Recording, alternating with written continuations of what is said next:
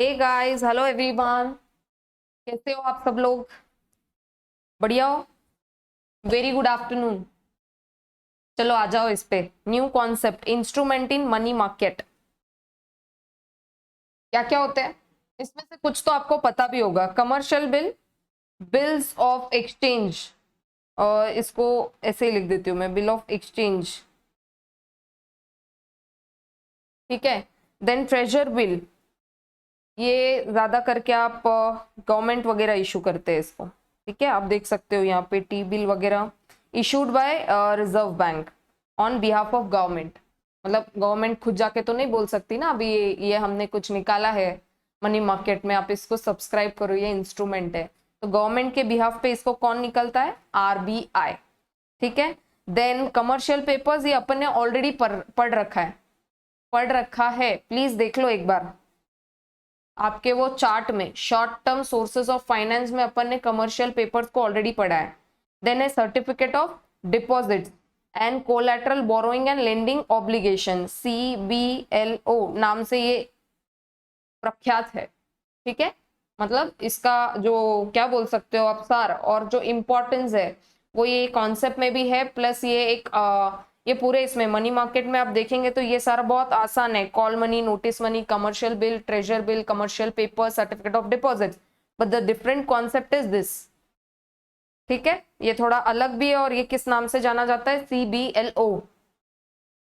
Call money पढ़ो तो इसको क्या बोलेंगे? पहली बात तो ये वेरी शॉर्ट पीरियड के लिए होता है। अगर 1 से 14 दिन के बीच में का पीरियड होगा तो उसको बोलेंगे notice money.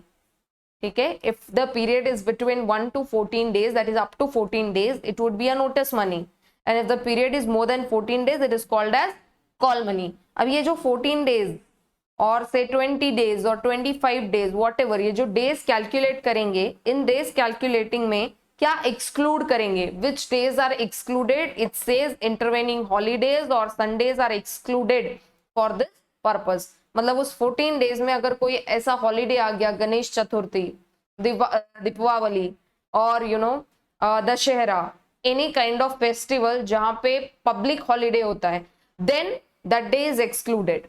Otherwise Sundays also are excluded. मतलब क्या? Sundays are fun days, so they are ought to be excluded.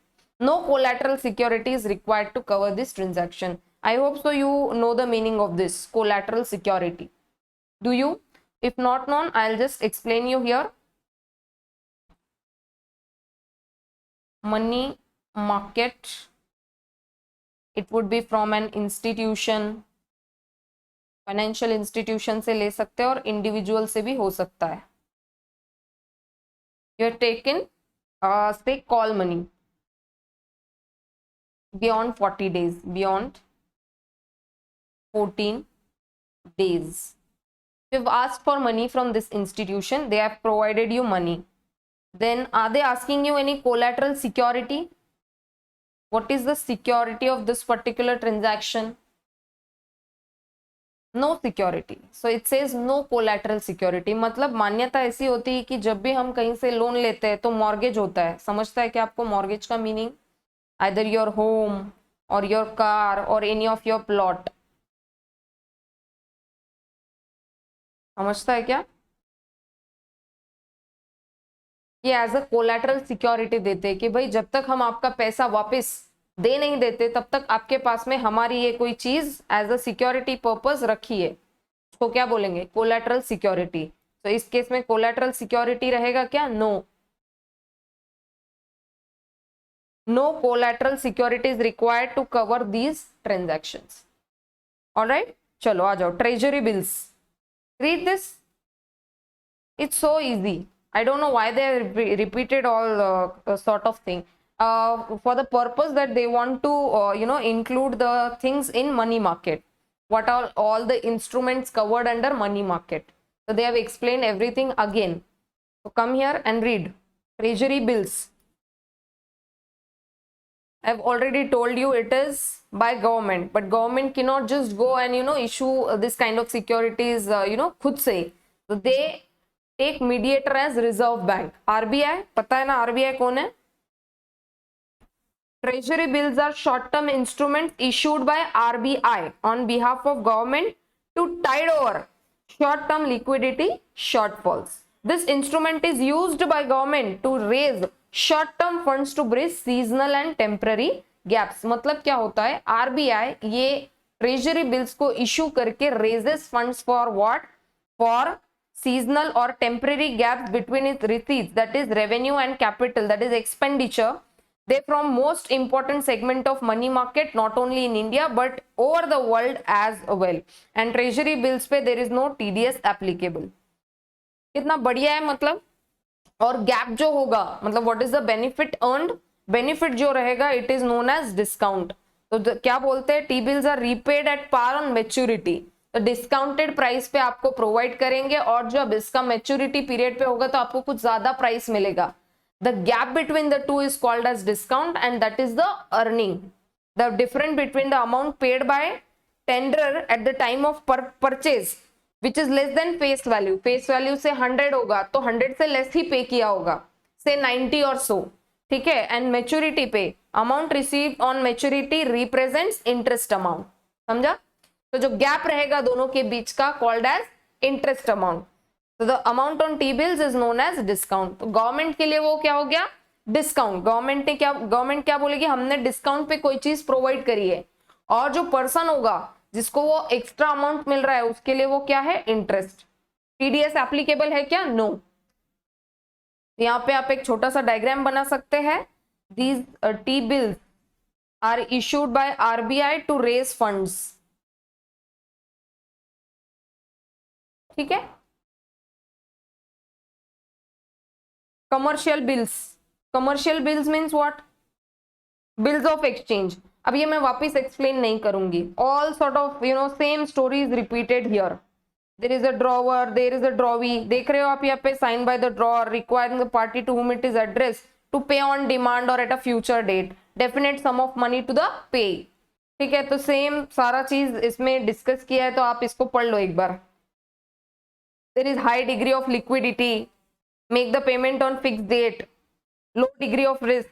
हाँ या ना, है ना, बढ़िया है ना एकदम, कि भाई अपन ने कुछ क्रेडिट पे अगर लिया है, हाँ, तो ये है इसका high degree of liquidity, low degree of risk. Risk तो कुछ भी नहीं है ना भाई. अपन ने कुछ अगर क्रेडिट पे लिया है और अगर अभी अपन पे नहीं कर पा रहे हैं तो अपन सामने वाले को क्या कर देंगे, बिल ऑफ एक्सचेंज को साइन कर देंगे. सामने वाला किसके पास जाएगा, सामने वाला जाएगा बैंक के पास. Discounted by the commercial bank to lend credit to the bill holder and borrow the same from central bank. The bank pays an amount equal to face value of the bill minus collection और interest charges. मतलब क्या, bank पूरा का पूरा amount पे करेगा क्या. For example अगर वो 10,000 का कोई बिल ऑफ एक्सचेंज है, बिल है, तो बैंक कितना भरेगी, 9,000. और जो डिफरेंस अमाउंट है मतलब क्या, 1,000. These are their collection and interest charges. समझा क्या.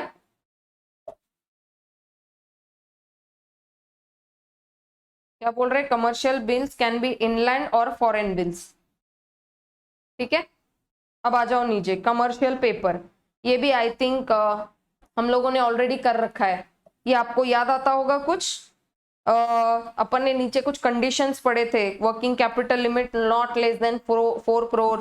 It should be a listed company on stock exchange and give a credit rating of CRISIL. You have to read this homework. Commercial paper. ठीक है. Then certificate of deposits. अब ये क्या है, पढ़ लो एक बार प्लीज. देखो यहाँ पे बोला, it is unsecured negotiable short term instrument in a bearer form issued by commercial bank financial institution at discount to face value at market rates with maturity ranging 15 days to 1 year. That's it. यही important paragraph है इसमें. देखो आपको ना इतने सारे इसमें क्या बोलते हैं, इतने कॉन्सेप्ट दे दिए ना कि किसको याद रखे और किसको नहीं. तो इसका खाली एक ही तरीका है कि शॉर्ट कुछ नोट्स बना पाए तो वो, जैसे हम लोग अभी बना रहे हैं साइड में, उसको आपको बार बार रिवाइज करते रहना है. और मेन कॉन्सेप्ट मतलब आप किसको पढ़िए, जैसे अपन ने प्रीवियसली वो सारा डिस्कस किया है कि क्या कन्वर्टेबल बॉन्ड, जो भी एक कन्वर्टेबल बॉन्ड पढ़ा है. देन उसके बाद में इंटर कॉर्पोरेट डिपॉजिट्स पढ़ा है, बैंक क्रेडिट क्या होता है, कमर्शियल पेपर्स क्या होता है ना. All sorts of thing we have discuss. तो आपको ये बार बार पढ़ते रहना है, एडीआर जीडीआर, तो दो चार क्वेश्चंस डेली के करते रहो, बार बार पढ़ते रहो तो याद रहेगा, है ना। अब ये देखो आ गया सर्टिफिकेट ऑफ डिपॉजिट्स। कभी अगर बोल दिया डिफाइन व्हाट आर दीज, तो 2 मार्क्स के लिए पूछ लेंगे, ठीक है। तो देखो क्या बोल रहे हैं, these are unsecured negotiable short term instruments in a bearer form issued by, कौन इशू करता है इसको, commercial banks, financial institution at discount. हाँ अब आगे पढ़ो।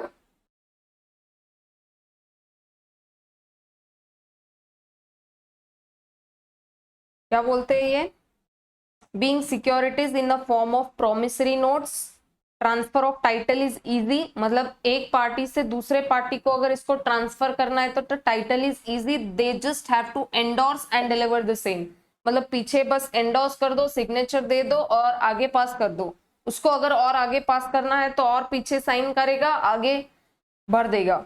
और मेनली इसको किससे गवर्न किया है, there is a act, negotiable instruments act, law में है क्या ये, आपको होगा तो आपको समझेगा। गवर्न मतलब क्या, कोई तो एक्ट होता है जिससे हर लॉ गवर्न होता है। जैसे अगर जो कंपनीज क्रिएट होती है, कंपनीज किससे गवर्न होती है, कंपनीज एक्ट से, मतलब कंपनीज एक्ट में अगर बोला है ऐसा करने का तो वैसा करने का, ठीक है। If it is said that this particular flow has to be done this way, means that way only।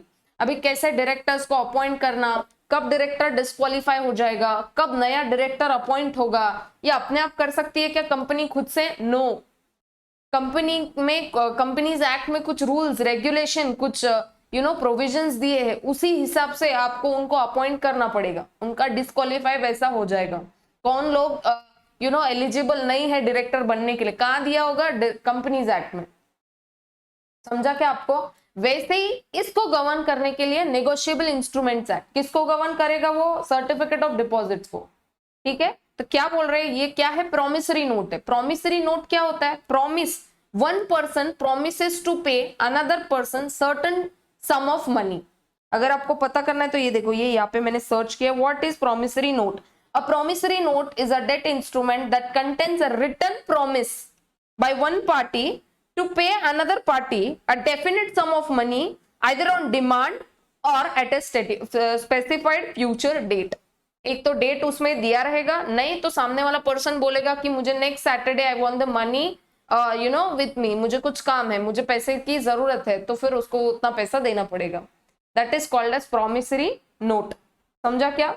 Transfer of title is easy because back pages endorsement. Endorsement means what? Signature, sign and delivery. Further, they are governed by what? Negotiable Instruments Act. These are the certificates and liabilities of commercial banks, financial institution. They make sound investments. तो of course bank के लिए तो ये क्या हो गया, liability हो गया ना। These commercial bank issues this type of deposits, है ना, certificate of deposits to some people। तो लोगों को दे दिए, लोगों ने पैसे दिए, इनको पैसे दिए ना भाई, उधारी पे दिए, उधारी मीन्स व्हाट, क्रेडिट पे दिए, अभी बाद में इनको वापस भी तो करना पड़ेगा, एज अ डिपॉजिट रख दिया होगा। ये लोग है ना, ये एज अ डिपॉजिट इनको इनके पास रख रहे हैं, तो वापस भी तो करना पड़ेगा। They have to make the repayment of this deposits. तो रीपेमेंट करना है तो these are what, these are liabilities of these banks, so they make sound investment, matlab these kind of people, they are making the sound investment into such type of deposits। these are called as certificate of deposits। और इसको ये negotiable instruments act ने क्यों govern किया होगा, क्योंकि ये कैसा हो रहा है, देखो एंडोर्समेंट पे ये हो जा रहा है, तो इसमें कुछ रूल्स एंड रेगुलेशन दिए होंगे। अगर कुछ भी खंडित हो गया, खंडित means what, if any of the rules or regulations have been follow नहीं हो पाए, तो क्या होगा, वो जो सर्टिफिकेट ऑफ डिपॉजिट है, it is no more valid, ठीक है। therefore they have given this law because नहीं तो फिर ये लोग मर जाएंगे यार, these people will die अगर ये इनके साथ में फ्रॉड होते हो गया, फ्रॉड अगर होते रह गया तो, समझा क्या। therefore this is governed by negotiable instruments act। all right, अब क्या बोलते हैं, DFHI। DFHI का फुल फॉर्म है discount and finance house of India. Please write down, discount and finance house of India trades in this instruments in secondary market. मतलब आप समझ सकते हो कि ये क्या होता होगा, it is something like this, these banks provide this to DFHI, DFHI, and these people trade it into secondary market। मतलब क्या, with people or so, ठीक है, any institution or so। So it says DFHI trades these instrument in secondary market। The market of this instrument is not very deep, but often CDs are available in secondary market। मतलब इतना आपको सुनने को नहीं मिलता है कि DFHI and then certificate of deposits, इतना सुनने को नहीं मिलता है, but these are available into secondary market। DFHI is always willing to buy these instruments, thereby lending liquidity to the market। तो the main source of finance which is जमा किया, किसने जमा किया, कमर्शियल बैंक्स ने। Commercial banks got this finance from हुम, from DFHI majorly, and these provide the liquidity to the market। CD is a negotiable money market instrument issued in dematerialized form। Demat form means what? Demat form means what? अभी जो demat आप account use करते हो, जैसे आप shares purchase वगैरह करते हो, वैसे ही ये लोग क्या करते हैं, वैसे ही कोई इंस्ट्रूमेंट से इसको परचेज और सेल करते हैं इन अ यूसेंस promissory note for funds deposited at a bank or other eligible financial institution for specified time period। ठीक है, राइट डाउन। इसका कोई छोटा सा नोट वगैरह कुछ बनाना होगा तो प्लीज साइड में बना लो। you need to remember all kinds of things, DFHI and all। It can be asked in the MCQ also, है ना। सेकेंडरी मार्केट में कौन इस इंस्ट्रूमेंट्स के साथ डील करता है, तो you need to mark the thing that DFHI, और it they could be an option that commercial banks, financial institutions. DFHI कौन इसको सेकेंडरी मार्केट में डील करता है, then you should tick mark DFHI। Full form discount and finance house of India.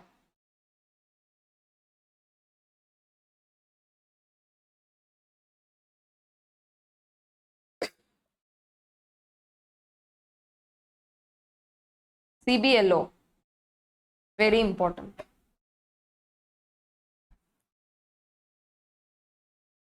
आप पढ़ते क्या इसको एक बार, I give you homework. It's a very good concept if anyone can figure out what is this concept, okay, and how this works।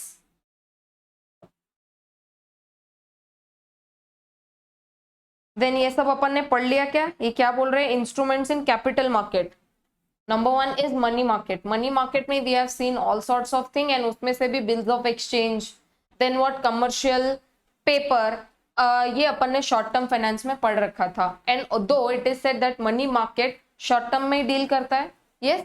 And then capital market में क्या क्या चीजें यूज होती, capital means what, for a longer period. कौन सा finance होता है longer period के लिए, अपन ने पहले भी डिस्कस किया है, देखो इक्विटी डिस्कस कर रखा है, डिबेंचर कर रखा है, प्रेफरेंस, ये तीनों भी अपन ने डिस्कस कर रखा है। स्वेट इक्विटी को अपन ने डिस्कस नहीं किया, उसको अब भी डिस्कस करेंगे, ठीक है क्या। इक्विटी शेयर होमवर्क यहां उन्होंने किया कुछ नहीं, they have just provided the section number of the companies act, कि कंपनीज एक्ट में इक्विटी शेयर कैपिटल का मीनिंग क्या दिया है, तो बोलते हैं विच is not a preference share capital. Wow, तो इसलिए अपने को जाना पड़ेगा कि प्रेफरेंस शेयर कैपिटल क्या बोलता है।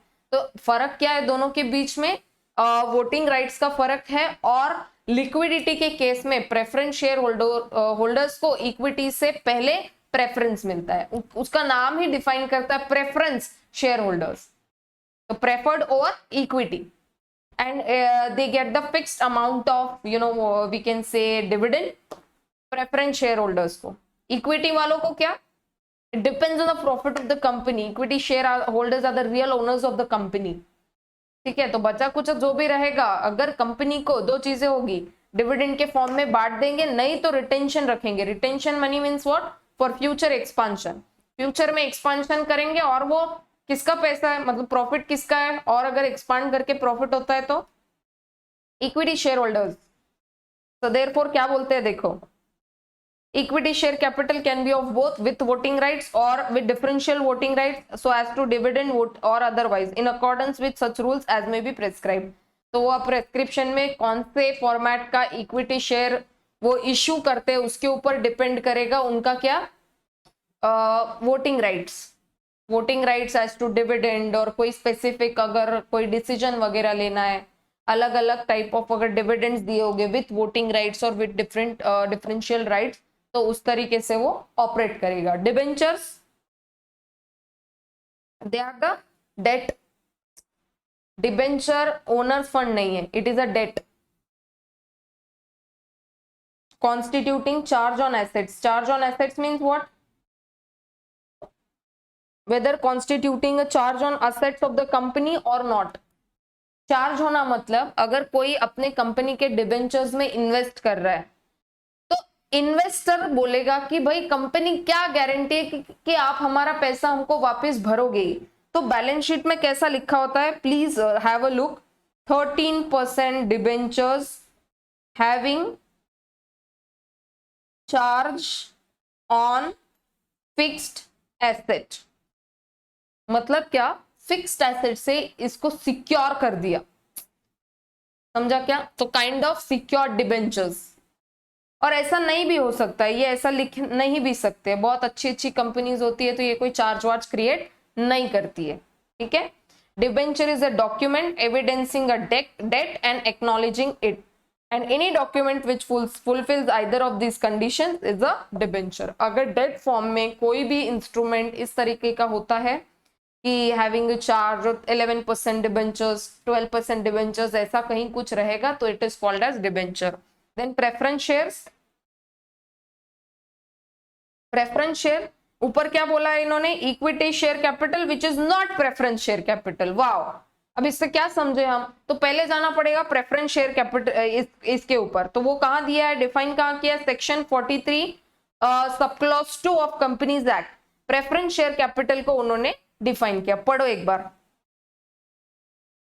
क्या बोलते हैं, having a preferential right with respect to payment of dividend. Dividend इनको फिक्स रेट जाता है और इक्विटी से पहले किसको पे किया जाता है, प्रेफरेंस शेयर होल्डर्स वालों को, either as a fixed amount और an amount calculated at fixed rate. इनका जो क्या बोलते हैं डिविडेंड होता है वो फिक्स्ड अमाउंट होता है, विच में बी आइदर फ्री और सब्जेक्ट टू इनकम टैक्स। अब ये डिपेंड करता है डिफरेंट पॉलिसीज पे, वो अभी अपन डिस्कस नहीं करते इतना डीप में कि इनकम टैक्स कैसे कैलकुलेट होगा और कैसे कैलकुलेट नहीं होगा। तो it could be both, either free और सब्जेक्ट टू इनकम टैक्स।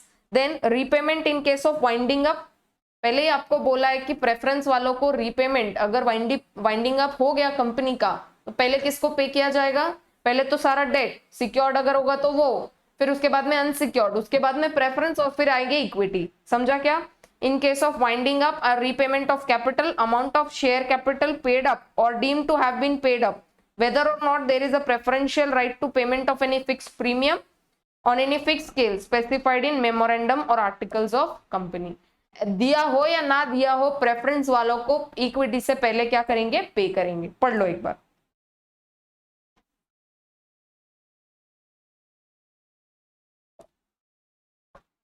ठीक है। फिर नेक्स्ट पॉइंटर में बोला है capital shall be deemed to be preference capital notwithstanding that is entitled to और either both of the following rights with respect to dividends।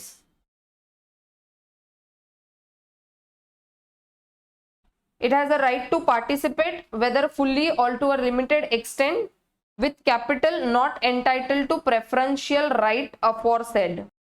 Come here, क्या बोला है यहाँ पे, read this point number 1 again, read, I'll explain why I'm asking you to read that again। यहाँ पे समझना है ना, you need to understand this, therefore you need to read this once again। Payment of dividend either as a fixed amount or an amount calculated at fixed rate, मतलब क्या, preference share capital कैसा लिखा रहेगा, 11% preference share capital, right.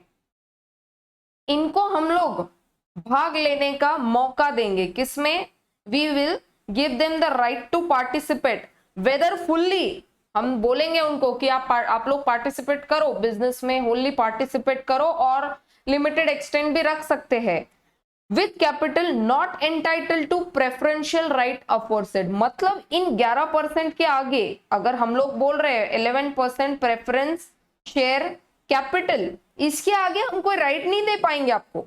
भले आप पूरा control, मतलब आपको अगर पार्टिसिपेट करना है तो आप फुली भी पार्टिसिपेट कर सकते हो, वो हम लोग डिसाइड करेंगे एज अ कंपनी।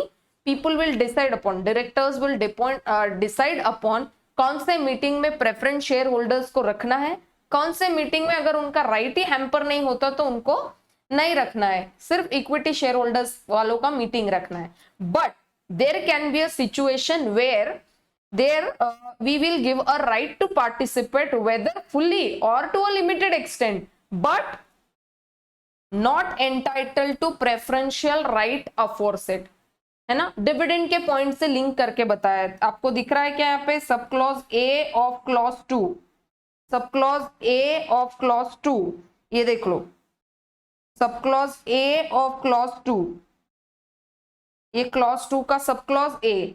और दूसरा सब क्लॉज क्या है, that in respect of capital in addition to preferential right of repayment on winding up. समझा क्या, वाइंडिंग अप के टाइम पे भी प्रेफरेंस शेयर होल्डर्स वालों को प्रेफरेंशियल राइट है over equity share holders, which is given in sub clause 2 of clause 2। ठीक है, ये दिखता है आपको, क्लॉज 2 है उसका सब क्लॉज बी, ठीक है, इसलिए यहां पर इस तरीके से लिखा है, sub clause B of clause 2। It has right to participate whether fully or to a limited extent with capital not entitled to preferential right in any surplus which is remained after entire capital has been repaid। जैसे equity वाले हैं सबको पे कर दो, जो भी surplus बचेगा, जो भी सरप्लस बचेगा वो किसका रहेगा, इक्विटी वालों का। ऐसा प्रेफरेंस वालों को बोल सकते हैं क्या, भले वो कितना ही अपना राइट यहाँ पे दिखा ले, है ना, क्या क्या दिखा ले, यहाँ पे बोला है देखो, right to participate whether fully और टू लिमिटेड एक्सटेंट, वो कितना भी हो, प्रेफरेंशियल राइट सरप्लस में कहीं पे भी इनको मिलेगा क्या, नहीं।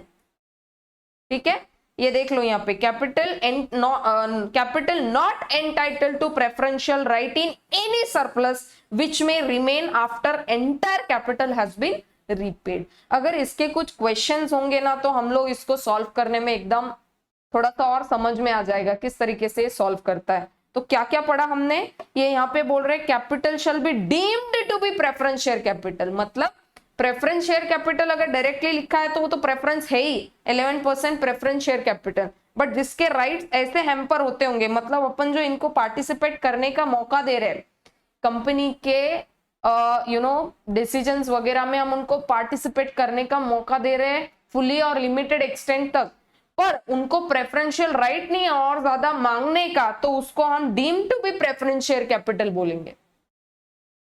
समझा क्या, आई होप सो, इसका कॉन्सेप्ट क्लियर हो गया। Now sweat equity share, sweat equity share, sweat means क्या, पसीना, यस ना, स्वेट का मतलब पता है कि आपको क्या होता है। अच्छा, स्वेट कौन बहाता होगा कंपनी में, भाई खून, अपन बोलते हैं ना खून पसीने का मेहनत करके हम लोग पैसा कमाते हैं, ऐसा कौन बोलते हैं, एम्प्लॉइज। कंपनी क्या करती है अपने एम्प्लॉइज को मतलब ऐसे बोल देती है क्या, मोटिवेट करने के लिए कि अगर 3 साल में अपना अगर टर्नओवर इस पर्टिकुलर रेंज में पहुंच गया, या अपना जो प्रॉफिट है, मैं क्या बोल रही हूं ध्यान से सुनो, एम्प्लॉइज को मोटिवेट करने के लिए कंपनी क्या बोलती है, अगर कंपनी का प्रॉफिट आप लोग सब मिलके, ऑल एम्प्लॉइज मिलके अगर एक पर्टिकुलर रेंज को क्रॉस कर लेंगे, से 50 CR को क्रॉस कर लेंगे, तो we will issue you this kind of shares. दूसरा बोलेंगे कि पहले साल आपको इतना नेट प्रॉफिट कमाना है, दूसरे साल आपको इतना नेट प्रॉफिट कमाना है, तीसरे साल आपको इतना नेट प्रॉफिट कमाना है। अगर आपका टाइमलाइंस के साथ में ये टारगेट्स मीट होता है then company will issue you sweat equity shares. But ये ऐसा नहीं होता कि every company will do this. कल को मुंह उठा के कोई भी कंपनी आ जाएगी नया क्रिएट करके बोलेगी 4 एम्प्लॉइज है मेरे कंपनी में, उनको मैं बोलता हूं आप अच्छा काम करो, मैं स्वेट इक्विटी शेयर्स आपको दूंगा। Is it? No. Sweat equity के लिए आपको पास करना पड़ेगा ये सम स्पेशल रेजोल्यूशन वगैरह होता है। अभी क्या होता है मुझे अभी मत पूछना। स्पेशल रेजोल्यूशन क्या होता है, यहाँ पे देखो मैंने आपके लिए एक ड्राफ्ट निकाला है जहां पे लिखा है व्हाट इज स्पेशल रेजोल्यूशन। तो ये आप पढ़ सकते हो क्या? Special resolution on the other hand requires at least 75% of the vote to pass. मतलब शेयर होल्डर्स मिलके मतलब 75% तक अगर शेयर होल्डर्स बोलते हैं हाँ ये हमको मंजूर है तो ही उसको हम एनफोर्स में लाएंगे, नहीं तो उसको हम रद्द कर देंगे। रादर ऑर्डिनरी रेजोल्यूशन की बात करेंगे तो एटलीस्ट 51% ऑफ मेंबर्स अगर उसको हाँ करते हैं तो हम उस पर्टिकुलर चीज को एक्शन में ला लेंगे। और यहां पर स्पेशल में क्या रहेगा? 75% वोट लगेगा। तो आप यहाँ पे लिख सकते हो। और ये जो स्पेशल रेजोल्यूशन वगैरह ये ऐसे कोई भी हम तुम ऐसे पास करके चलेगा क्या? नहीं। कंपनीज एक्ट के तहत ये कंपनीज क्या होनी चाहिए? रजिस्टर्ड वगैरह होनी चाहिए। कोई पर्टिकुलर टाइप ऑफ क्या बोलते हैं जिसको, इनका कुछ लिमिटेशंस भी होगा कि इतने करोड़ का टर्नओवर, इतने करोड़ का profit, what ever it is. अब उतना लॉ के लैंग्वेज में नहीं जाते but I am just giving you an idea कि ये सब होगा। स्वेट इक्विटी शेयर हर कोई नहीं मतलब ऐसा देता होगा कि चलो ठीक है आज कंपनी में अपन कुछ नया करेंगे और स्वेट इक्विटी शेयर्स को निकालेंगे, नहीं। ठीक है, किसको देते हैं ये? हम लोग एम्प्लॉइज को देते हैं। अभी पढ़ेंगे क्या इसको एक बार? Sweat equity shares means equity shares are issued by company to its directors, employees at a discount or consideration other than cash। आपको क्या लगता है ये जो डायरेक्टर्स है, ये जो डायरेक्टर्स और एम्प्लॉइज है, ये बोलेंगे सर आप हमको दे तो रहे हो ये शेयर्स, एक काम करो ना मत दो, हमको बोनस दे दो, पैसा दे दो, हम तो शेयर ऐसे ही खरीद सकते हैं ना, मार्केट में जाएंगे, आपका डीमैट अकाउंट खोला हुआ है, उस डीमैट अकाउंट से हम लोग शेयर्स परचेस कर लेंगे। मैं नहीं, मेरा दोस्त कर लेगा, मैं नहीं, मेरी अम्मी कर लेगी, मैं नहीं, मेरे पापा कर लेंगे, कोई तो सब्सक्राइब कर ही लेगा इन शेयर्स को, आप मत दो। कंपनी बोल रही है अरे पागल रुक, ये जो शेयर होगा ये बाजार में ट्रेड करता होगा 1200 1500 वॉटेवर, मैं तेको ये शेयर दूंगा डिस्काउंट पे। डिस्काउंट मतलब ये 1200 का शेयर मैं तेको दूंगा 800 में। ओ ग्रेट, 400 का तो इधर खड़े खड़े प्रॉफिट हो गया। It is a form of bonus only. मतलब ये क्यों किया जाता है कि एम्प्लॉयज को ये जताने के लिए कि भाई अगर आप लोग अच्छा काम करोगे, टारगेट फुलफिल करोगे, जैसे हम प्रीवियसली आपको मैंने बताया था कि इतने टर्नओवर का हमको फिगर का करना है, 50 करोड़ का टर्नओवर हो गया तो मैं आपको स्वेट इक्विटी दूंगा। एक साल में इतने % ऑफ नेट प्रॉफिट को ऐसा क्रॉस हो गया तो हम लोग आपको इक्विटी शेयर्स देंगे। कौन बोल रहा है ऐसा? कंपनी बोल रही है अपने एम्प्लॉयज को, अपने डायरेक्टर्स को। तो it says they will be issued at discount और for consideration other than cash.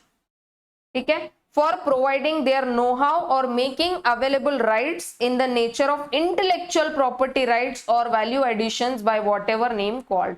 मतलब वो अपना दिमाग, अपना जो बुद्धि है, अपना जो टेक्निकल स्किल्स है, वो किसको दे रहे हैं? कंपनी को दे रहे। उसके बिहाफ में हम लोग आपको क्या देंगे? Sweat equity share. खून पसीने का कमाई अगर आपको करना है तो आप मेहनत करो, हम आपको ये शेयर्स देंगे। कौन बोलती है ऐसी? कंपनी बोलती है।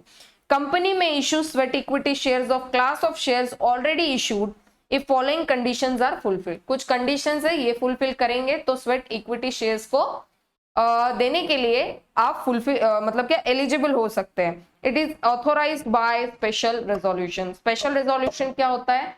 75% ऑफ द वोट्स। इतना ध्यान में रखो। The resolution specifies the number of share. अब वो स्पेशल रेजोल्यूशन में सब कुछ रहेगा, कितने नंबर ऑफ शेयर्स रहेंगे, करंट मार्केट प्राइस क्या चल रहा है, कंसिडरेशन क्या है। कंसिडरेशन मींस यहाँ पे ऊपर बोला है ना एट अ डिस्काउंट, तो ये कंसिडरेशन क्या चार्ज करने वाले अपने एम्प्लॉयज को, if any, and the class or classes of directors or employees to whom the equity share are to be issued। ये स्पेशल रिसोल्यूशन में सब कुछ आना चाहिए। क्या क्या आएगा बताओ एक बार। Number of shares, current market price से 1200 रुपया चल रहा है, कंसिडरेशन 800 रुपया चार्ज कर रहे हैं, नहीं चार्ज कर रहे तो वैसा लिखना है। किसको चार्ज करेंगे, कौन से क्लास ऑफ डायरेक्टर्स को, इंडिपेंडेंट डायरेक्टर्स है या अलग अलग टाइप ऑफ डायरेक्टर्स रहते हैं कंपनी में उनको, या फिर कौन से एम्प्लॉयज को, कौन से कैटेगरी ऑफ एम्प्लॉयज को दिस काइंड ऑफ शेयर वो देंगे। ये सब कहाँ लिखना पड़ेगा, स्पेशल रेजोल्यूशन में। Not less than 1 year at the date of issue elapsed since the date on which company has commenced business। ऐसा नहीं कि देखो कंपनी आज लॉन्च हो गई और कल उठ के बोल रही है स्वेट इक्विटी शेयर्स निकालेंगे। नो, यहाँ पे एक कंडीशन है, बोल रहे हैं not less than 1 year from the date of issue elapsed since the date on which company have commenced the business। मतलब जब से कंपनी ने अपना बिजनेस स्टार्ट किया है तब से 1 साल पूरा हो जाना चाहिए अगर आप इशू करना चाहते हैं तो। कौन सा issue, sweat equity issue. Where the equity shares of the company are listed on recognized stock exchange, the sweat equity shares are issued in accordance with the regulations made by SEBI। अगर ये listed होंगे, stock exchange पे listed होना मतलब आप demat account से उसको trade कर सकते हैं, तो इसके लिए आपको रेगुलेशंस फॉलो करने पड़ेंगे सेबी के भी। अब ये तो हो गया कंपनी का रेजोल्यूशन, कंपनी के मेंबर्स ने इतने वोट्स देके इसको कंफर्म करना चाहिए, 1 साल खत्म हो जाना चाहिए कंपनी ने कमेंस होके। बट अगर ये शेयर रिकॉग्नाइज स्टॉक एक्सचेंज पे लिस्टेड होंगे तो आपको सेबी गाइडलाइंस भी फॉलो करने पड़ेंगे in accordance with the regulations made by securities exchange board in this behalf, and if they are not listed so the sweat equity shares are issued in accordance with rule 8 of companies rules 2014। अगर listed होंगे तो SEBI follow करो, और अगर listed नहीं होंगे तो rule 8 of companies act follow करो 2014 वाला। ठीक है, तो ये है स्वेट इक्विटी शेयर्स का पूरा डिस्कशन। अब ये क्वेश्चन अगर पूछा गया तो 3 मार्क्स to 4 मार्क्स के लिए पूछा जाएगा। इसके नीचे और पावर्स ऑफ सेबी भी है। अब कुछ पावर्स तो देखो आपको ना ऐसे मतलब देख के समझ आए। सेबी का काम क्या है, securities exchange board of India. SEBI क्या कंट्रोल करती है, अरे सेबी देखो कंट्रोल अगर करने को कोई रहा नहीं ना तो फिर बाण हाथ से निकल जाता है। जैसे फॉर एग्जाम्पल, बिल्कुल सिली सा एग्जाम्पल देती हूँ, यू एज अ चाइल्ड और me, this is Nikita, this is me. अगर मेरे घर वाले नहीं है, से माय मॉम माय डैड, ये नहीं है तो मैं कुछ भी करूंगी, समझा ना आपको। मैं रात को बाहर जाऊंगी, पार्टी करके आऊंगी, फिर उसके बाद में मैं ना अपने हिसाब से कोई भी डांस क्लास लगवा लूंगी, मतलब पढ़ाई नहीं करूंगी, मुझे बस डांस करने का शौक है, मैं डांस करने जाऊंगी, डांस क्लास लगवा लूंगी। ठीक है, पैसे मैं कैसे भी खर्च करूंगी। मुझे एक सनग्लास लेना है, मतलब एक सनग्लास से मेरा काम हो सकता है तो मैं 15 सनग्लासेस लूंगी, पैसा बहुत है ना, इसलिए मैं I am just giving you an example. ठीक है, ऐसा मत बोलो, मतलब क्या है कोई रूल रेगुलेशन है ही नहीं ना, इसलिए। पर अगर मॉम डैड होंगे तो ये मुझे बोलेंगे रात को 9 PM इसके बाद में you are not allowed to go out of home, मतलब घर से तुम 9 बजे के बाद में बाहर नहीं जा सकती। You are not allowed to ये डांस क्लास में नहीं जाना है तुमको, तुम योगा क्लास लगा लो। ये क्या हो गया, मॉम डैड का regulation. 15 sunglasses you are not allowed to buy, 2 are okay. समझा क्या आपको, ये मेरे को रेगुलेट करते। सिमिलरली विद यू पीपल, है ना, अरे अपने मॉम डैड अपने रेगुलेटर्स है, अपने को रेगुलेट करते हैं, वो अपने को समझाते हैं, है ना। ऐसे ही होता है सेबी का।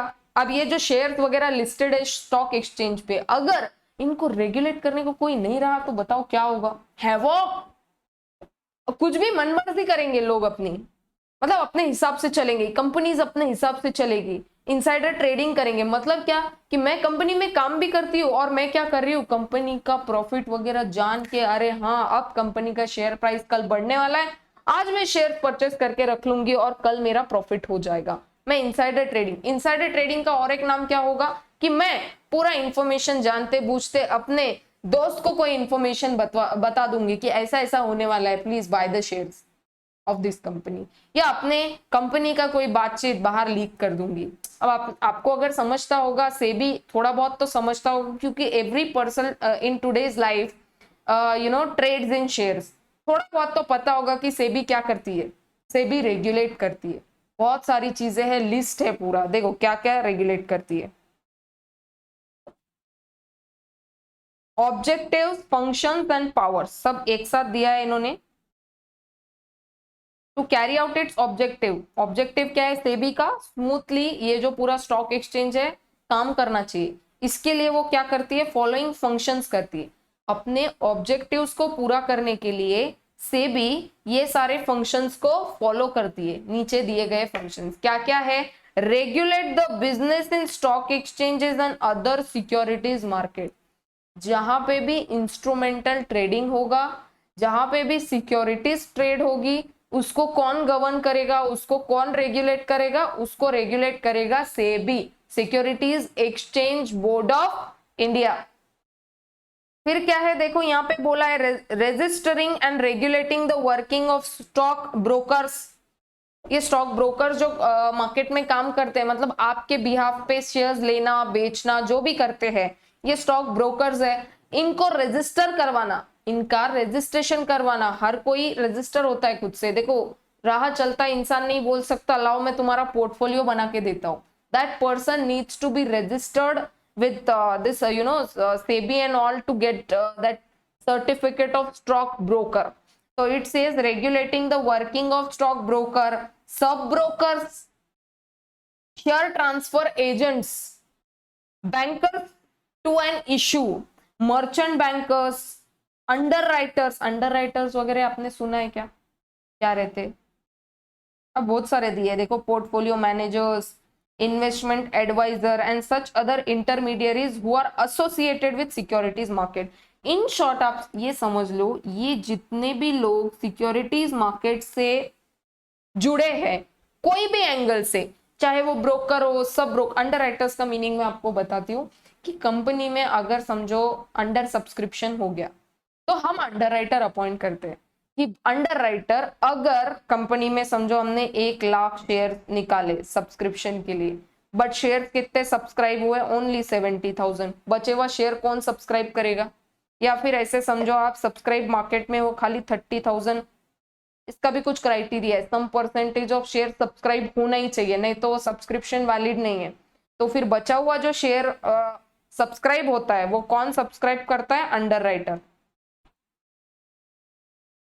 समझा क्या आपको, वो अंडरराइटर सब्सक्राइब। ऐसे जो भी लोग जुड़े हैं किससे, सिक्योरिटीज मार्केट से, उनको रजिस्टर एंड रेगुलेट करना। अब ये नाम आपको पूरे ना भी याद आए तो आप लिख सकते हैं, brokers, sub brokers, underwriters, merchant bankers etcetera, ठीक है। ये यहाँ पे आप लिख सकते हो, other intermediaries who are associated with the securities market in any manner, in any manner, ठीक है। पूरे नाम याद ना भी आए तो कुछ नाम याद करके आप लिख के आगे डाल सकते हैं, इन any manner, who are associated with the securities market in any manner. Then registering and regulating the working of depositories. अब ये क्या होते हैं, डिपॉजिटरीज, जहां पे सिक्योरिटीज को सिक्योर करके डिपॉजिट किया गया, और कस्टोडियंस ऑफ सिक्योरिटीज मतलब जैसे मैंने आज शेयर्स को सब्सक्राइब कर रखा है तो मैं क्या करती हूँ, इसका मिसयूज ना हो, इसका थेफ्ट ना हो, इसीलिए बैंक के पास इसको जमा कर देती हूँ मेरे तरफ से। ये हो गए कौन, डिपॉजिटरीज। समझो कुछ शेयर, अभी बहुत सारे शेयर है, मैं क्या करूं, तो मैंने अलग अलग डिपॉजिटरीज के पास दे दिए, जिसको तुम बेचो, ठीक है। और कस्टोडियंस मतलब क्या, जिसको बेचे, मतलब इंडिविजुअल पर्सन, वो अपनी चीज को सिक्योर करने के लिए उसको बैंक में डिपॉजिट कर देगा, उसको बोलेंगे custodian of securities. FIIs, credit rating schemes including mutual funds, so this is called as regulating all these things, ठीक है। FIIs, credit rating schemes including mutual funds, mutual funds वगैरह में भी सिक्योरिटीज ही ट्रेड होती है, therefore SEBI has an regulation on this particular thing as well। और क्या है, promoting and regulating self regulatory organization।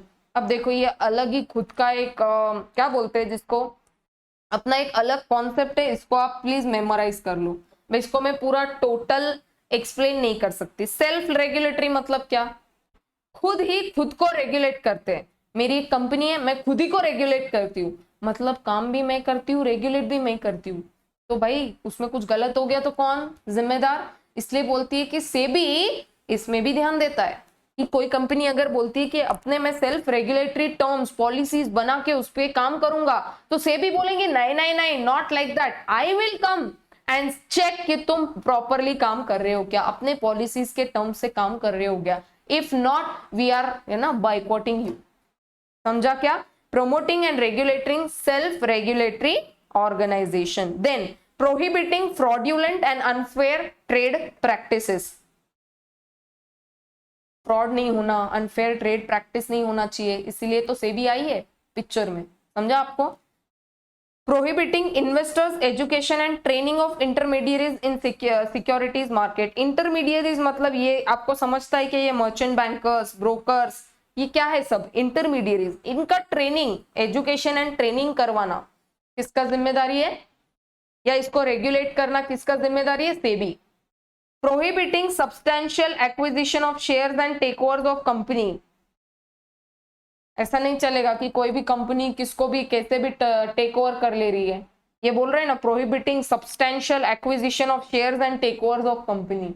तो पहले सेबी को उसमें थोड़ा ताका झाकी करना पड़ेगा कि कहीं यहाँ पर फ्रॉड ना हो जाए। सत्यम वगैरह फ्रॉड आपको पता है क्या? उस तरह के फ्रॉड ना हो, इसीलिए सेबी इन सब चीजों को रेगुलेट करता है। Regulating substantial acquisition of shares and takeovers of company. अब यहाँ पे दो पॉइंट्स को आप मर्ज कर सकते हो। ऊपर बोला है प्रोहिबिटिंग, प्रोहिबिटिंग मतलब इसको रोकना, और रेगुलेट मतलब करना, मतलब इसको देखना, या इनको अगर ये गलत दिशा में जा रहे होगे तो इनको ध्यान में लाना कि आप गलत कर रहे हो, आप इसको इस तरीके से करो, that is called as regulation. समझा क्या? तो prohibiting substantial acquisition of shares and यहाँ पे regulating substantial acquisition of shares and takeovers of company. अरे कोई भी कंपनी किसी को भी कैसे भी टेक ओवर कर लेगी, कोई बेनामी कंपनी होगी ऐसे ही क्रिएट कर ली होगी, उसको टेक ओवर कर रहे हैं, उसमें फ्रॉड्यूलेंट एक्टिविटीज चल रही है, नॉट अलाउड। ठीक है, देन पढ़ो ये, calling for information form, undertaking inspection, conducting inquiries and audits of stock exchanges and intermediaries and self regulatory organization। अपन ने ऊपर अभी अभी पढ़ा ये SROs, ये स्टॉक ब्रोकर्स, देन ये मर्चेंट बैंकर्स, ये कौन है? सब इंटरमीडियरीज है। तो इन सब लोगों का क्या करना? इनका इंस्पेक्शन करना, इनको इंक्वायरीज करना, इनका ऑडिट करना। क्यों? क्योंकि फ्रॉडुलेंट एक्टिविटीज ना हो। तो सेबी के पास में फुल अथॉरिटी है, फुल फंक्शनरी अथॉरिटीज है कि वो कोई भी इंफॉर्मेशन को, कोई भी इंस्पेक्शन को, कोई भी इंक्वायरी को, कोई भी ऑडिट को कंडक्ट कर सकते हैं। किसके? Stock exchanges, intermediary, self regulatory organisation in securities market. Performing such functions and exercising such powers under securities contract as may be delegated to it by the central government. Central government ने अगर कोई काम दिया है या कोई function दिया है या कुछ भी दिया है कि भाई ये फलाना ढिमका काम आपको इस कंपनी के लिए करना है, या ये गवर्नमेंट कंपनी के लिए आपको ये करना है, वो करना है, जो भी काम सेंट्रल गवर्नमेंट सेबी को देगा, वो उनको क्या करना है? वो वैसे पावर्स के साथ में उसको एग्जीक्यूट करना है। सेंट्रल गवर्नमेंट उसको नोटिफाई करेगा कि पावर्स वगैरह क्या रहेंगे। लेविंग फीस और other charges for carrying out it's work. SEBI अपना जो काम करेगी फ्री में करेगी क्या? नहीं, वहां पे भी लोग होंगे ना, ऑफ कोर्स उन लोगों को सैलरी देना पड़ेगा। तो वो क्या करेगा? अपनी जो चार्जेस और फीस है उसको चार्ज करेगा for carry out all this work, regulate करना, प्रोहिबिट करना, इंफॉर्मेशन कॉल करना, ऑडिट करना, ऑल सॉर्ट ऑफ थिंग्स।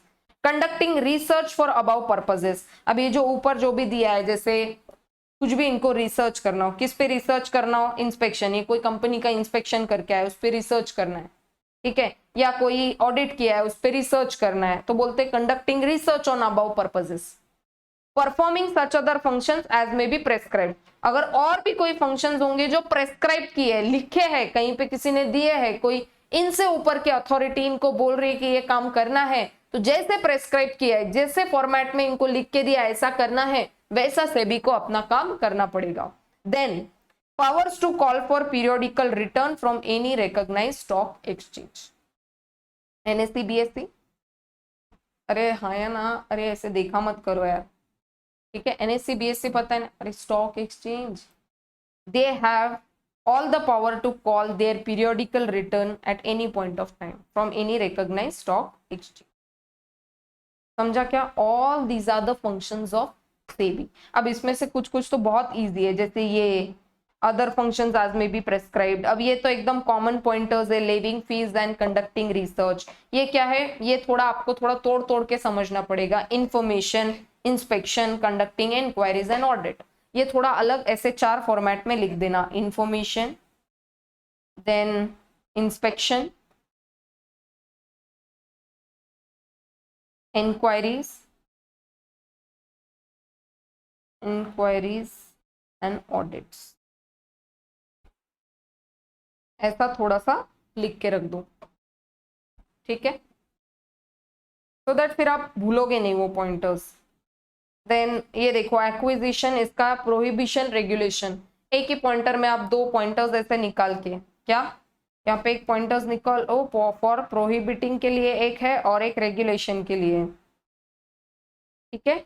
फिर एसआरओ का एक पॉइंट है, ये ध्यान में रखना ही है आपको। तो इस तरीके से कुछ पॉइंटर्स को आपको ध्यान रखना पड़ेगा। अब ये क्या है, ये कॉमन पॉइंटर है, ये आपको भी पता है कि भाई क्यों प्रोहिबिट करते होंगे ये fraudulent activities, unfair trade practices, क्योंकि जो स्टॉक एक्सचेंज पे कुछ ऐसा ना हो जाए कि लोगों का विश्वास ही उड़ जाए, कुछ फ्रॉड हो रहा है, कुछ अनफेयर ट्रेड प्रैक्टिस हो रहा है, तो बताओ नाम खराब होगा ना, वो नहीं होना चाहिए, इसीलिए बोल रहे हैं ये होगा prohibiting fraudulent and unfair trade practices. Then उसके बाद में ये लोग तो काम करेंगे ना, ये इंटरमीडियरीज, इनको रेगुलेट करना, ठीक है। तो ये क्या है, सारे फंक्शंस ऑफ सेबी। इसका मुझे चार्ट चाहिए सबके बुक में, और किसी ने बनाया तो प्लीज शेयर, ठीक है। देन नीचे आओ, regulatory requirements in formation of financial strategies. आपको क्या लगता है हर चीज के लिए कुछ रेगुलेशन होता होगा? आप देखो यहाँ पे 2 major regulatory authorities, RBI and SEBI. Regulation of Companies Act and Income Tax Act etc. are more for governance and compliance than strategy. अब देखो आरबीआई क्या करती है, स्ट्रैटेजीज बताती है, ये भी क्या करती है, स्ट्रैटेजीज भी बताती होगी, गवर्न भी करती होगी, दोनों चीजें। बट रेगुलेशन जो कंपनीज एक्ट और इनकम टैक्स एक्ट में दिए है, वो ज्यादा कंप्लायंस के लिए दिए। कंप्लायंस मतलब रिटर्न कैसे भरना है, कब भरना है, इंडिपेंडेंट ऑडिटर को कब अपॉइंट करना है, कब रिमूव करना है, क्वालिफिकेशन क्या होना चाहिए, कंप्लायंस। कंप्लायंस मतलब क्या, काम कैसा होना चाहिए, उस पे ज्यादा फोकस किया है। कौन सी चीज में, कंपनीज एक्ट में और इनकम टैक्स एक्ट में, मोर देन स्ट्रैटेजी। मतलब ऐसा नहीं कि स्ट्रैटेजी, इंडिपेंडेंट ऑडिटर कैसा होना चाहिए, उसने कैसा काम करना चाहिए, वो स्ट्रैटेजी पे डिस्कस नहीं किया। कौन सा ऑडिटर, कौन सा, उसका एज क्या होना चाहिए, क्वालिफिकेशन क्या होना चाहिए, वो कब अपॉइंट होना चाहिए, वो कब रिमूव होना चाहिए, रोटेटिंग ऑडिटर क्या होता है, वो कब, है ना, कितने साल के लिए कैसे अपॉइंट हो, कंप्लायंस है ये। रिटर्न जीएसटीआर 1, 2, 3 कैसे फाइल करेंगे, 3 भी कैसे फाइल होता है। इनकम टैक्स एक्ट में भी और क्या है, कैपिटल गेन को कैसा कैलकुलेट करना है, पीजीबीपी कैसा कैलकुलेट होगा, रिटर्न कब भरना है, इसके ऊपर पेनल्टी कितना होगा, इंटरेस्ट चार्जेस कितना होगा, इसमें ऐसा फ्रॉडुलेंट नोटिस कैसा भेजा जाएगा, compliance rather than strategy. RBI में रेगुलेट द कमर्शियल बैंक्स। अभी जो नॉर्मल अपनी ये सारी जितनी बैंक्स है, जैसे एसबीआई बैंक है, देन कैनरा बैंक है, अर्बन बैंक है, तो ऑल दिस बैंक्स, जैसे एक्सिस बैंक है, तो इनका रेगुलेशन कौन करती है, आरबीआई। आरबीआई इन पे नजर रखती है, विच इन टर्न में influence the policies of company, है ना।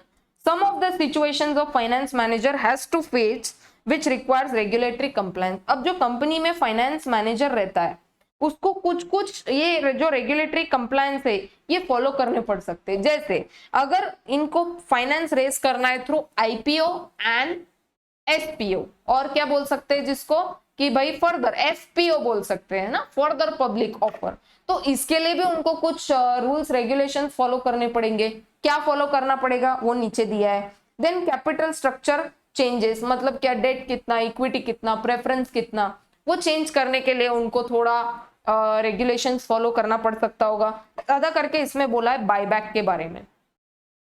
कंपनी को अगर खुद ही के शेयर्स को बायबैक कर लेना है, मतलब क्या, कंपनी को थोड़ा सा अपना कैपिटल को मार्केट में कम कर देना है, तो कंपनी क्या करेगी, खुद का शेयर को बायबैक कर लेगी। बट कब कर सकती है, उसका रेगुलेशन है, तो उसको फॉलो करना पड़ेगा। किसको, फाइनेंस मैनेजर को। देन नीचे आओ, क्रेडिट रेटिंग, उसका भी एक क्राइटेरिया है, रेगुलेशन फॉलो करने का तो ही ये लोग अपने को रेट करेंगे as per what SEBI guidelines. Then foreign exchange transaction करने होंगे तो उसमें भी अपने को कुछ रेगुलेशंस फॉलो करने होंगे। ये देखो बोलते हैं either in this situations rules and regulations relating to foreign exchange transaction need to be complied by finance manager। then derivative transaction को carry out करना पड़ेगा as per companies act, gap accounting मतलब क्या, अकाउंटिंग स्टैंडर्ड्स ऑफ ICAI, ये सब other करने पड़ेंगे, international accounting standards, ये सब फॉलो करने के बाद में you can deal in derivative transaction, मतलब ये हेज अकाउंटिंग वगैरह। अब ये नाम नहीं सुना है तो मैं इतना डिटेल में नहीं बताऊंगी, बट हेजिंग क्या होता है, हेज करना मतलब कैसे बताऊं मैं आपको, चलो ठीक है, मैं कदे एग्जाम्पल से आपको बाद में बताऊंगी कि डेरिवेटिव में हेज करना मतलब क्या, कि यहां से मैंने यहाँ इन्वेस्ट किया, अब मुझे लॉस नहीं होना चाहिए तो मैं कहीं तो हेज कर लू इसको, उस तरीके का चीज। Then foreign exchange management act FEMA, ये आपको लॉ में है क्या, इसका कोई ट्रांजैक्शन देखो, अगर आप कोई इंपोर्ट एक्सपोर्ट कर रहे हैं, इंटरनेशनल ट्रेड कर रहे हैं, से कोई मशीनरी या कुछ इंपोर्ट कर रहे हैं, जो भी आपका अगर बिजनेस होगा इंपोर्ट एक्सपोर्ट में, तो आपको ये फॉलो करना पड़ेगा फेमा, ठीक है। ये देखो ना बोल रहे dealing in current account, capital account, fixed asset purchase transaction, तो आपको क्या फॉलो करना पड़ेगा, फेमा, इसके रूल्स एंड रेगुलेशन को फॉलो करना पड़ेगा। एंड देन उसके बाद में देखो इन एडिशन अगर आपको फेमा फॉलो करना है तो इसके साथ में आपको इनकम टैक्स एक्ट, GST, जैसे आपने कोई मशीन वगैरह परचेज किया है या इंपोर्ट किया है तो उसके ऊपर आपको ये जो GST वगैरह होता है वो भी आपको फॉलो करना पड़ेगा। देन इंडस्ट्रियल डेवलपमेंट, एरेडा regulation act are to be ordered, उसके साथ में फेमा के साथ में आपको ये सारा फॉलो करना पड़ेगा, इनकम टैक्स, GST, IDRA, ठीक है। तो आपके इसका एक ऐसा अलग से चार्ट बना के डिस्कस करके इसको बनाना है सो दैट आप इसको भूले नहीं। ये पॉइंटर्स को थोड़ा और डिटेल में मैं नेक्स्ट लेक्चर में वापस से डिस्कस करूंगी, ठीक है। टाइम वैल्यू ऑफ मनी पे आ जाओ, ये अपन ने ऑलरेडी डिस्कस कर लिया है, बोलो डिस्कस किया है ना। टाइम वैल्यू ऑफ मनी क्या होता है कि आज का पैसा जो होता है वो कल उसकी वैल्यू बढ़ जाती है, इसीलिए बोलते हैं वैल्यू मोर देन अ रूपी अ ईयर हेंस, देयरफॉर हम लोग क्या फॉलो करते हैं, टाइम वैल्यू ऑफ मनी। क्या होता है, individual prefer current consumption to future consumption, मतलब आज का कंजम्पशन और फ्यूचर के कंजम्पशन में जो डिफरेंस होता है, हमने पेन का एग्जाम्पल लिया था, हमने फूड ग्रेन्स वगैरह का एग्जाम्पल लिया था, रादर एनीथिंग, कुछ भी चीज हो 2007 में वो अलग प्राइस की होगी, आज वो अलग प्राइस की है, तो जब उसका प्राइस बढ़ गया है तो पैसे का ही प्राइस बढ़ रहा है। अगर आज 1 रुपया है तो उसका प्राइस कल चढ़ के थोड़ा सा बढ़ जाएगा, ठीक है। तो फ्यूचर वैल्यू हमेशा पैसे का बढ़ता है, समझा क्या आपको। और उसको अपन ने डिफाइन कैसे किया है कि अगर पॉजिटिव रिटर्न्स बताना है, पॉजिटिव रिटर्न्स अगर बताना है तो we use in a formula 1+R, ठीक है। R is the rate of return and it says rupee today represents greater real purchasing power tomorrow, ठीक है। कंपाउंडिंग का मीनिंग क्या होता है, फ्यूचर वैल्यू निकालो, डिस्काउंटिंग का मीनिंग होता है प्रेजेंट वैल्यू निकालो, फ्यूचर इनफ्लोज आपको दिए रहेंगे। फिर time value of money, compounding में सिंगल मल्टीपल एन्यूटी, डिस्काउंटिंग में सिंगल एन्यूटी, ये दो देखे हैं, ये मल्टीपल फ्लो एंड परपेचुइटी इन्होंने डिस्कस ही नहीं किया है। कहीं पे आपके MTP वगैरह में कोई क्वेश्चन दिख गया तो इसको हम सॉल्व करेंगे। फ्यूचर वैल्यू का ये क्वेश्चन हमने सॉल्व किया था, उसके बाद में और भी सारी चीजें अपन ने सॉल्व करी थी। Come here, where is that question, I mean हाँ, question solve, future value of annuity solve, formula revise कर लो एक बार, प्लीज रिवाइज द फॉर्मूला, ये यहां पर भी लिखा है, डेली रिवाइज करना है। अगर मैं नहीं भी बोल रही हूं तो you need to revise all this stuff again and again. Come here, present value का फॉर्मूला थोड़ा सा फ्यूचर वैल्यू को ही मैनिपुलेट करके बनाया जाता है, ठीक है। ये देखो फ्यूचर वैल्यू में हम मल्टीप्लाई करते हैं और प्रेजेंट वैल्यू में डिवाइड कर देते हैं उसी चीज को,